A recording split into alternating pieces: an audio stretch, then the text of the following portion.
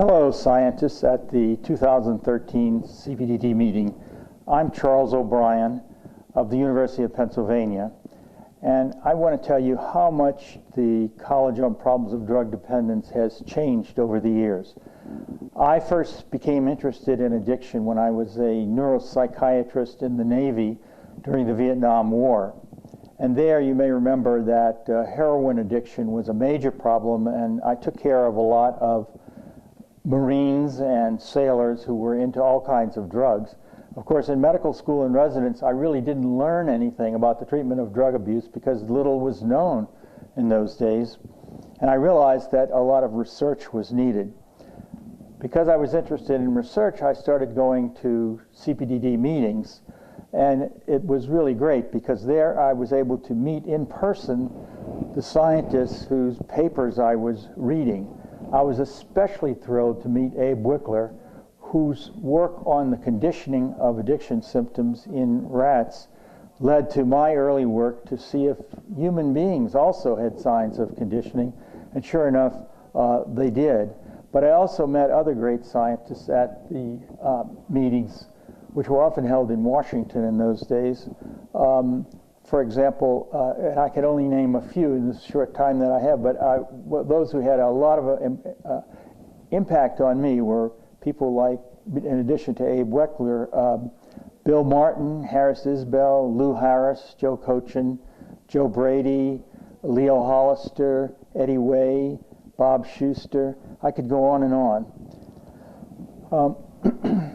In those days, the field was much smaller, and the meetings were organized by the college, the Committee on Problem of Drug Dependence, which had started in the 1930s, and it mainly was sponsoring abuse liability studies at several labs around the country, and this was before NIDA actually was created.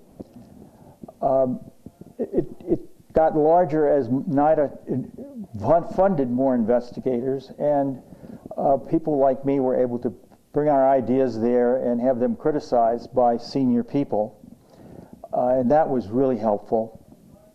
At some point, I was invited, not elected, to the board in 1980, and there I began to realize that we were not having as large an impact as we could because we weren't a membership organization, and other members of the board agreed about that, and eventually we changed to the format that we have today, which is a college where people are elected to office and people have to apply for membership. They aren't just invited to serve on the board. Another major change is that we were sort of an old boys club in the beginning, and in fact we had an embarrassing situation where Chris Ellen Johansson couldn't attend one of the committee dinners until she sneaked into the place through the kitchen, because it was a club that didn't allow women to come in. Now, of course, and beginning at that time, we had some wonderful young women who started having a major impact on the college, and especially Mary Jean Creek and Marion Fishman and others who helped to make the college what it is today. It had a major impact on my work with conditioning because of my ability to interact with Wickler and show that even in humans that craving and withdrawal were conditioned responses.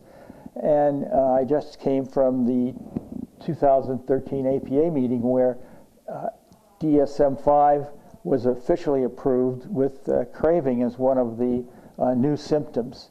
And also early on we became interested in alcohol as well as opioids, and we presented the first evidence here at the CPDD meeting that relapse prevention was effective with a medication called naltrexone that blocked opioid receptors stimulated by alcohol.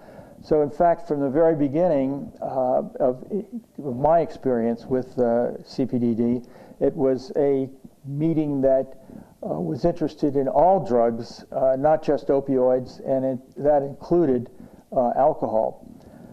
So I wanted to make these changes apparent in my presentation to you because I think that there'll be more changes in the future, and I think that the college is being led by young people these days who are very open and very aggressive and creative. And I think that things will continue to get better as we learn more and more about the phenomena of addiction. And we will continue to make it possible for young people to come to a meeting and present their work the way I did back in the 1970s and receive advice and help from the senior people in the field. Thank you.